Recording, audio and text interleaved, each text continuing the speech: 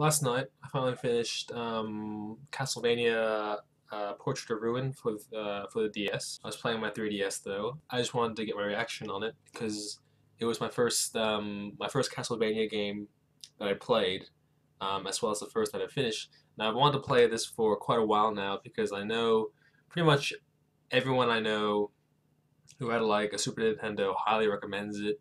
James Nintendo nerd really likes it as well, and I don't know. I wanted to get the Castlevania series because everyone seems to enjoy it. I don't have a Super Nintendo or anything. I do have a Wii, and I was planning to download those games on virtual consoles. When I first started to play it, it was okay. And as you get into it, and the music keeps pumping, and you get all these weapons and stuff, and you learn all the tricks and stuff. It actually gets really good.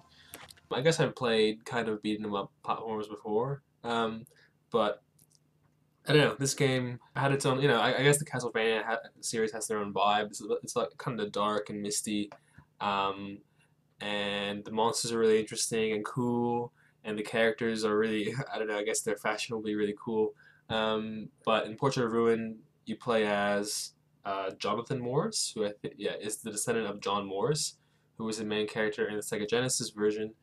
Castlevania Bloodlines, which is an exclusive to the Genesis as of right now. Finished it last night, couldn't get 100% because it just takes ages to get items to the monsters. There's this one mission of the game where it's like kneel before the cross, and I couldn't actually find. I couldn't find that part. I don't know where the hell that is. I also tried doing something where, a bit of a spoiler, but in this game you find out that if someone who's not a direct descendant of the Belmont family uses the vampire killer, it actually causes them to die quicker or something. It's kind of like radioactive material. Like the more you use it, or the more you're near it, um, the more dangerous it gets. And so I tried to actually beat the game without getting or unlocking the vampire killer, and I beat Dracula without it, and then I tried to beat it again with it, but it didn't make a difference. There might be a difference with the way, there might be like a timing with it. I just feel like the game was trying to point out that, try and beat it without the vampire killer. I thought that was the whole story. Like, I don't know. Switching between Charlotte and John is really, really good. At first, it was a bit confusing at first, but you just grow used to it. You learn where your partner comes into handy, and you learn where they synchronize. And I don't know, it's really good.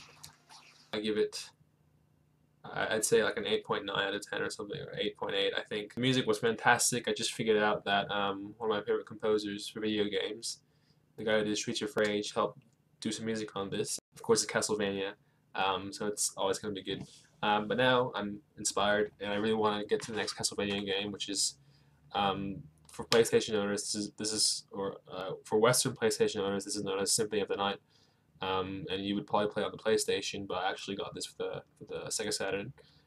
The Sega Saturn only has a Japanese version, so that's still alright. But looking forward to that. I also have Dawn of Sorrow, another DS game ready to play, and I'm really looking forward to playing Castlevania Bloodlines when I win it, or if I win it someday on eBay.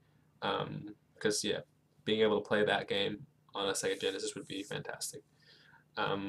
So yeah, that's just my reaction. John Morris is cool.